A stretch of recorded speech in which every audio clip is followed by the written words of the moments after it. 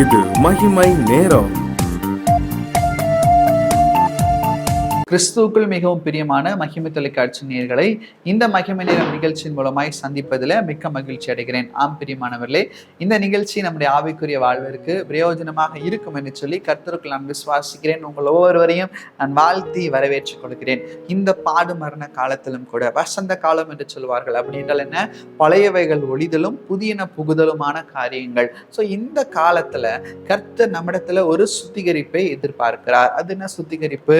எபிரேயருக்கு எழுதின நிருபம் 9வது அதிகாரம் 14வது வசனத்துல நாம் வாசிக்கிறோம். நித்திய ஆவியினாலே தம்மை தாமே பழுதற்ற பலியாக தேவனுக்கு ஒப்பு கொடுத்த கிறிஸ்துவனுடைய இரத்தம் ஜீவனுள்ள தேவனுக்கு ஊழியம் செய்வதற்கு உங்கள் மனசாட்சியை செத்த கிரியைகளற சுத்திகரிப்பது எவ்வளவு நிச்சயம்.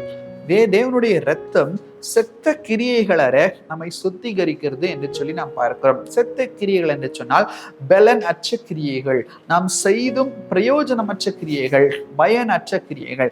அப்ப இந்த கிரியைகளற கர்த்தர் நம்மை சுத்திகரிக்கிறார் என்ற எண்ணம் நமக்கு இருக்க வேண்டும். இந்த கிரியைகளற நாம் சுத்திகரிக்கப்பட வேண்டும். அப்ப இது என்ன செத்த கிரியைகள்? வேதத்துல நாம் வாசிக்கிறோம், வெளிப்படுத்தின விஷயம், சுயத்திற்கு செய்யப்படும் அனைத்து கிரியைகளும் செத்த கிரியைகளாய் காண எனக்காக என்னுடைய சுய லாபத்திற்காக நான் செய்யப்படுகிறதான எல்லா கிரியைகளும் செத்த கிரியைகளாய் காணப்படுகிறது. வெளிப்படுத்தின விசேஷம் 3வது அதிகாரம் 1வது வசனம் 2வது வசனத்துல ஒரு சபையை குறித்து சொல்லப்பட்டிருக்கிறது. சர்தை சபை எப்படிப்பட்ட சபையாய் காணப்படுகிறது? சர்தை சபையின் தூதனுக்கு நீ எழுத வேண்டியது என்னவெனில், தேவனுடைய 7 ஆவிகளையும் 7 நட்சத்திரங்களையும் உடையவர் சொல்லுகிறதாவது, உன் கிரியைகளை அறிந்திருக்கிறேன். நீ உயிர் உள்ளவன் என்று பெயர் கொண்டிருந்தும் செத்தவனாயிருக்கிறாய். நீ விழித்து கொண்டு சாகரத்திற்கு ஏதுவாயிருக்கிறவர்களை ஸ்திரப்படுத்து. உன் கிரியைகள் தேவனுக்கு முன் நிறைவுள்ளவனாக நான் காணவில்லை. ஆகையால் நீ கேட்டு பெற்றுக்கொண்டவைகளை நினைவு கூர்ந்து அதை கை கொண்டு மனம் திரும்பி நீ விழித்திராவிட்டால் திருடனை போல உன்மேல் வருவேன். நான் உன்மேல் வரும் வேலையை அறியாதிருப்பா. இந்த சர்தை சபை எப்படிப்பட்டதான சபையா இருக்கிறது? அது உயிருள்ள சபைதான், ஆனால் அது உயிரற்ற சபையாய் காணப்படுகிறது. வசனம் அழகா சொல்லுகிறது, நீ உயிருள்ளவன் என்று பெயர் கொண்டிருந்தும் செத்தவனாயிருக்கிறார். அப்ப பெயரளவிலே உயிர் இருக்கிறதான சபை, பெயரளவிலே உயிர் இருக்கிறதான அது ஒரு சபை. அந்த சபையில உயிர் இருக்கிறது, ஆனால் அந்த உயிர் பெயரளவில் மாத்திரம் இருக்கிறது. அப்படியான சபைக்கு தலைவராகிய கிறிஸ்து அந்த சபையில செயல்படவில்லை. சபைக்கு அந்த ஊர்ல ஆண்டவருடைய நாமம் செயல்படவில்லை. கர்த்தரை மறந்து சபை செயல்பட்டு கொண்டிருக்கிறது. அப்ப அப்படிப்பட்டதான சபை என்ன சபை? அது உயிரற்ற சபையாய் கூட காணப்படுகிறது. சுயத்திற்கு அந்த சபையில அதிகமான முக்கியத்துவம் கொடுக்கப்படுகிறது.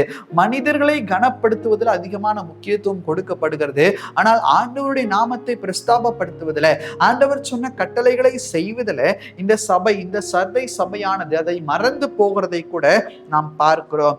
யோவான் எழுதின சுவிசேஷம் 5வது அதிகாரம் 44வது வசனத்துல அழகாக சொல்லப்பட்டிருக்கிறது. நாம் வாசிக்கிறோம், தேவனாலே மாத்திரம் வருகிற மகிமையை தேடாமல் ஒருவரால் ஒருவர் மகிமையை ஏற்றுக்கொள்ளுகிற நீங்கள் எப்படி விசுவாசிப்பீர்கள்? தேவனால் அந்த சபைக்கு மகிமை கொடுக்க வேண்டுமே தவிர ஒருவருக்கொருவர் மகிமைப்படுத்திக் கொள்கிறார்கள். கர்த்தருடைய ஆலயத்தில் இல்ல ஊழியத்துல எந்த காரியமா இருந்தாலும் சரி, மனிதர்களுடைய புகழ்ச்சி அந்த இடத்துல காணப்படுகிறது. மனிதர்களை மகிமைப்படுத்துகிறதான சபையா இருக்கிறது, இல்ல மனிதர்களை மகிமைப்படுத்துகிறதான இடமாய் காணப்படுகிறது. இன்னைக்கு நாமும் கூட மனிதர்களை மகிமைப்படுத்தாதபடிக்கு தேவனை மகிமைப்படுத்துகிறவர்களாய் கூட காணப்பட வேண்டும். ஒருவரை ஒருவர் புகழ்ச்சிக்காக எந்த காரியங்களும் செய்யாதபடிக்கு, தன்னுடைய சுயத்திற்காக கிரியைகளை நாம் நடப்பிக்காதபடி, தேவனுடைய நாம மகிமைக்கென்று நாம் காரியங்களை நடப்பிக்கிறவர்களாய் இருக்க வேண்டும். சுயத்திற்காக கிரியைகளை நடப்பிப்போமானால் அது செத்த கிரியையாய் காணப்படுகிறது. அதில் எந்த பயனும் இல்லை, அதில் எந்த பிரயோஜனமும் இல்லை. நாம் எவ்வளவு பிரயாசப்பட்டு அந்த காரியத்தை செய்தாலும் கர்த்தர் அந்த இடத்துல இல்லை என்று சொன்னால், கர்த்தருடைய நாம மகிமைப்படவில்லை என்று சொன்னால் அது பலனற்றது, அது பிரயோஜனமற்றது, அது ஒன்றுக்கும் உதவாது. தானியேலின் புஸ்தகம் 4வது அதிகாரத்துல இதே போன்ற ஒரு சம்பவம் நடக்கிறது. தானியேல் புஸ்தகம் 4வது அதிகாரம் 30வது வசனம் 39வது 1வது வசனம் சொல்கிறது, இது என் வல்லமையின் பராக்கிரமத்தினால் என் மகிமை பிரதாபத்துக்கென்று ராஜ்யத்திற்கு அரமனையாக நான் கட்டின மகா பாபிலோன் அல்லவா என்று சொன்னான். அந்த வார்த்தை ராஜாவின் வாயில் இருக்கும் போதே வானத்திலிருந்து ஒரு சத்தம் உண்டாகி, ராஜாவாகிய நெபுகாத்நேச்சரே, ராஜ்யபாரம் உன்னை விட்டு நீங்கிற்று என்று சொல்லப்பட்டிருக்கிறது. பிரியமானவர்களே, நெபுகாத்நேச்சர் பார்க்கிறான், இது மகா பாபிலோன், இது என்னால் கட்டப்பட்டது, இது எனக்குரிய மகிமைக்குரியது என்று சொல்லி அவன் தன்னைத்தானே அந்த இடத்துல உயர்த்த ஆரம்பித்தான். சுயத்திற்கான காரியங்களை தேட ஆரம்பித்தான். சுயமரியாதைக்கு மதிப்பிற்குரிய காரியங்களை தேட ஆரம்பித்தான். என்ன நடந்தது?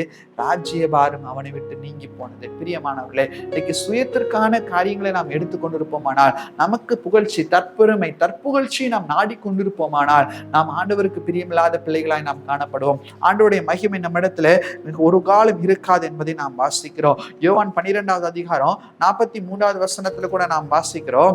யோவான் எழுதின சுவிசேஷம் 12வது அதிகாரம் 43வது வசனத்துல கூட நாம் வாசிக்கிறோம், அவர்கள் தேவனால் வருகிற மகிமையிலும் மனுஷரால் வருகிற மகிமையை அதிகமாய் விரும்பினார்கள்.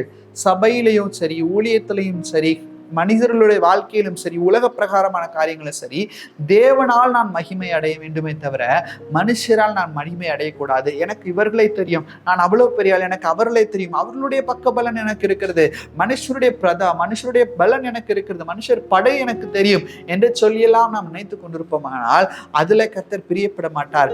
தேவனால் உங்களுக்கு பலன் இருக்கிறதா? தேவனால் நீங்கள் மகிமை அடைகிறீர்களா? நீங்க சின்ன இடத்துலதான் இருப்பீங்க, ஆனா அந்த இடத்துல தேவன் உங்களை மகிமைப்படுத்தி கொண்டிருப்பார். அதுதான் உண்மையான மகிமை. அந்த இடத்துல நீங்கள் சந்தோஷமா இருக்கலாம். பிரியமானவர்களே, நம்ம ஆதியாகமத்துல கூட நாம் பார்க்கிறோம், தேவன் இந்த உலகத்தை அழிக்காதபடிக்கு மகா உயரமான ஒரு ஸ்தம்பத்தை, மகா உயரமான கோபுரத்தை நான் கட்டுவேன் என்று சொல்லி மக்கள் அதிகமாய் பிரயாசப்பட்டார்கள். என்ன பிரயோஜனம்? ஆண்டவர் அதில் மகிமைப்பட்டாரா? ஒன்றுமே இல்லை. தன்னுடைய சுயலாபத்திற்காக தேவனுக்கு மிஞ்சின ஞானத்தை அவர்கள் தேட ஆரம்பித்தார்கள். ஆனால் அவையெல்லாம் ஒன்றும் இல்லாமல் போய்விட்டது. பிரியமானவர்களே, சுயத்திற்காக நடப்பிக்கிறதான கிரியை, சுயலாபத்திற்கான நடப்பிக்கிறதான கிரியை, இந்த உலகத்துல அதிகமான காரியங்களை நம்ம பார்க்கிறோம். அதிகமான காரியங்கள் உலகமே சுய வாழ்க்கைக்காக இயங்கி கொண்டிருக்கிறது. ஆனால் வசனம் சொல்கிறது, ஒருவன் என்னை பின்பற்றி வர விரும்பினால் அவன் தன்னைத்தான் வெறுத்து தன் சிலுவை எடுத்துக்கொண்டு என்னை சுமந்து வர கடவன், என்னை பின்பற்றி வர கடவன். தன்னைத்தான் வெறுக்க வேண்டும், சுயம் வெறுக்க வேண்டும். உன்னை நீ ஒரு ஃபாதர் அழகா ஒரு பாடல் பாடுவோம், உன்னையே நீ வெறுத்து விட்டால் ஊழியம் செய்திடலாம், சுயத்தை சாகடித்தால் சுகமாய் வாழ்ந்திடலாம். இன்னைக்கு சுயம் சாகடிக்காமல் சுகமான வாழ்க்கை அநேகர் வாழ்வது உண்டு. இன்னைக்கு ஆண்டவர் ஒரு காரியத்தை விட்டுவிட வேண்டும் என்று சொல்லி எதிர்பார்க்கிறாரா? வெறுக்க வேண்டும் என்று சொல்லி எதிர்பார்க்கிறாரா? அதை வெறுக்காமல் அதோடு கூட ஒட்டி நாம் வாழ்ந்து கொண்டிருப்போமானால் அது சுயம் சாகடிக்கப்படாத ஒரு வாழ்க்கை, அது செத்த கிரியா இருக்கிறது என்று சொல்லி வேதத்துல நாம் வாசிக்கிறோம். கர்த்தர் வேண்டாம் என்று சொன்ன காரியத்தை வேண்டாம் தான். There is no compromise. அதுல எந்த விதமான மனப்பக்குவமும் நமக்கு அடையவே கூடாது. வேண்டாம் என்று சொன்னால் வேண்டாம் தான் என்று சொல்லி உறுதியோடு கூட நாம் காணப்பட வேண்டும். சுயம் சாம்பலாய் மாற வேண்டும். சுயத்தின் காரியங்கள் இந்த பலிபீடத்தில் வைத்து தகர்க்கப்பட வேண்டும். அவர் அந்த ஆட்டுக்குட்டியானவர் நமக்காக ரத்தம் சிந்தினாரே, எதற்காக? நம்முடைய சுயத்தை சாகடிப்பதற்காக, நம்முடைய சுயத்தின் செத்த கிரியைகளை அகற்றுவதற்காக. ஆனால் இன்னைக்கு அநேக நேரத்துல நம்முடைய புகழ்ச்சிக்காக, நம்முடைய சுயலாபத்திற்காக, நம்முடைய பெருமைக்காக எல்லா காரியங்களையும் நாம் செய்து கொண்டிருக்கிறோமே. இது கர்த்தருக்கு பிரியமான ஒரு வாழ்க்கையா? கர்த்தருக்கு பிரியமான ஒரு வாழ்க்கையா? ஆலயத்திற்கு போய் என்னுடைய மகிமை நான் காட்ட வேண்டும், என்னுடைய பகட்டான வாழ்க்கையை நான் காட்ட வேண்டும், நான் அணிந்திருக்கிறதான தங்க சங்கிலியை நான் காட்ட வேண்டும் என்றெல்லாம் சொல்லி நாம் யோசித்துக் கொண்டு ஆலயத்திற்குள்ளாக சென்றோம் என்று சொன்னார், அதற்காக ஆண்டவர் சிலுவையில ரத்தம் சிந்தவில்லை, அதற்காக ஆண்டவர் உங்களை கழுவவில்லை.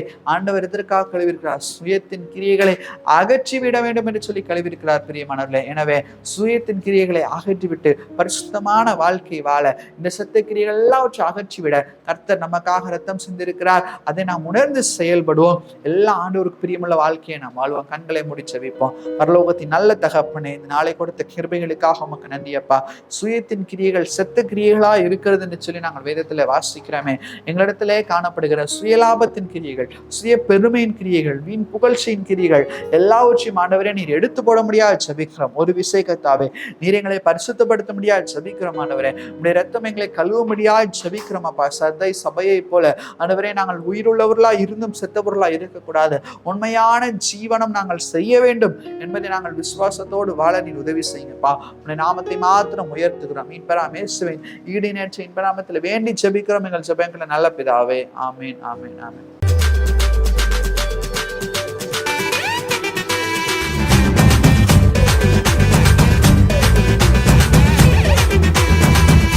மகிமை